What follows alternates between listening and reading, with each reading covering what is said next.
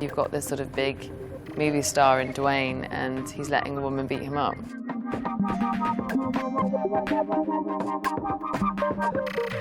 You wanted the woman to be as capable as the men, and I really think that all genres are trying to subvert the norms of those, and he was really adamant that she was as strong as them and she was as much of a fighter.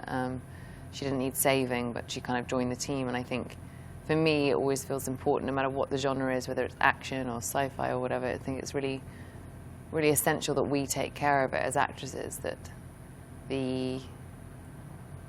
it's not whether, you know, the norm that has been for decades previous, whether it's the girlfriend while the man goes away and saves the world, you know. The woman has to save the world too, and I think that's important for little girls in the audience too, so I felt like that was my responsibility. And the fight with Dwayne at the beginning, that was one of the things where I thought, this is great, because you've got this sort of big movie star in Dwayne, and he's letting a woman beat him up, and that's kind of important, actually.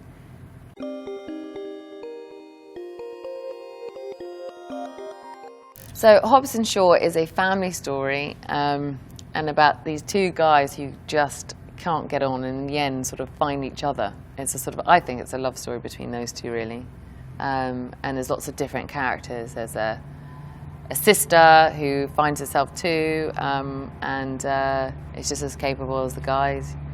You've got Helen Mirren being brilliant and funny as the mum, and then Idris is like the coolest bad guy ever. And so it's a really sort of ensemble of bold characters who end up discovering more about themselves, really, with a lot of cool action in the middle of it. Everyone has a lot of revelations about their lives and reflects, you know, especially Hattie, who's got a certain amount of hours to live, and Hobbs gets to go home, which the kind of story is all about. It's about returning home to your family and forgiveness and reconnecting with people who maybe you've lost touch with, but particularly those close to you. And David and Kelly always wanted it to be a kind of coming home story.